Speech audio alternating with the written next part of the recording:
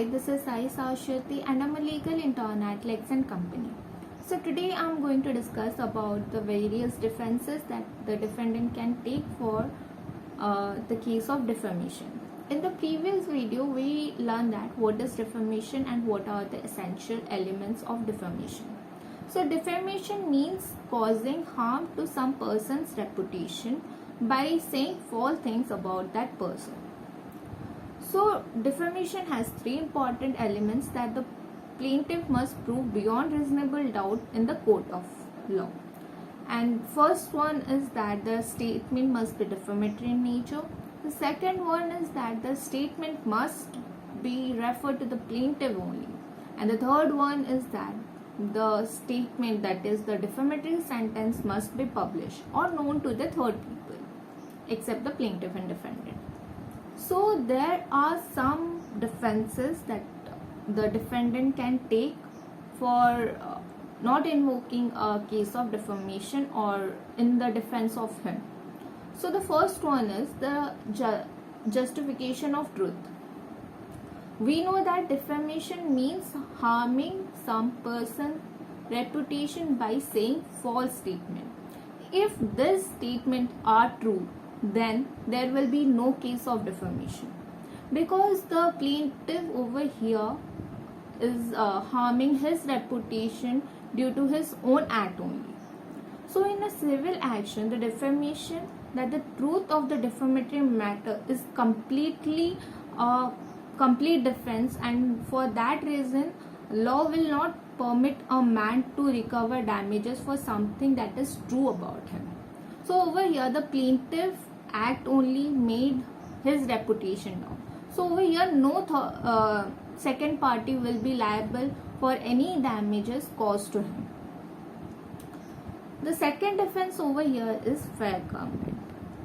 The fair comment means that making a fair comment that is very helpful in public interest.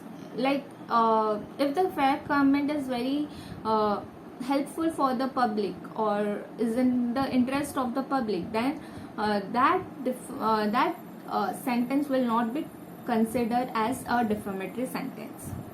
It must be a comment, that is the expression of the opinion rather than an assertion of fact. Like the comment that has to be given, that should be helpful in the public interest, and the expression of the opinion will be there rather than ascertaining a fact. Like if X says that A has been guilty of breach of trust and therefore he is a dishonest man. Here the latter words that that comes from the former one, that if A didn't commit any breach of trust, then he is not a dishonest man. Then it will be not be a comment, and this will be just an assertion of fact. Next comes the comment must be fair. That means the comment should not be based on untrue fact. For example, X publishes that the allegation against Y that they have committed bribery. Later, X is not able to prove the truthness of his allegation. Therefore, the comment will not be amount to a fair comment. The third one is that the comment should be in interest of the public only. The matter on which the defendant has commented must be in public interest. Matters like administration of governments, courts, minister, public meetings, all these are fair comments that are there for public interest. Now we came to know about the second defense, that is the fair comment. For having fair comment, we should have three elements. That is, first one is that the comment must be opinionated rather than being just an assertion of facts.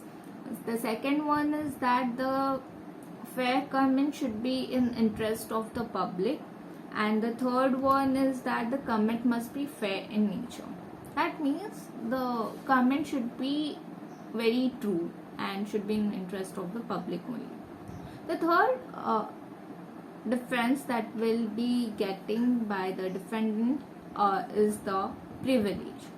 The word privilege itself suggests that it is a special status that has been given. For example, there are special occasions when the law recognizes the right to speech outweighs the plaintiff's right to defamation, and defamatory statements made on such occasion are not liable. Privileges are of two types. One is the absolute privilege, one is the qualified privilege. Absolute privilege again divide under two categories, that is about the parliamentary proceeding, and second one is the judiciary proceeding. In the absolute privilege, in this matter there is a complete immunity given to the defendant for speaking, and no case of defamation will be granted on them. It includes two aspects, as I said, that one is the parliamentary privilege and second one is judicial proceeding. Under Article 105, Clause 2 of the Indian Constitution gives immunity to the parliamentaries to speak anything during the process and course of business of Parliament, and there will be no action against them.